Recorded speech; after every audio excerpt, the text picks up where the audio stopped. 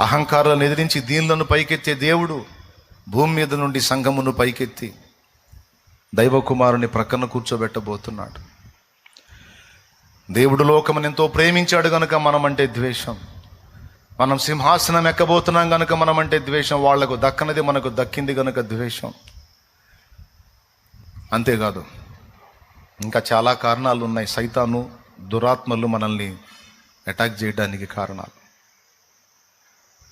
కాబట్టి లోకంలో ఉన్నటువంటి వాళ్ళ విషయంలో, లోకంలో నశించిపోయే స్థితిలో ఉన్న వాళ్ళ విషయంలో వాడికి పోరాటం లేదు.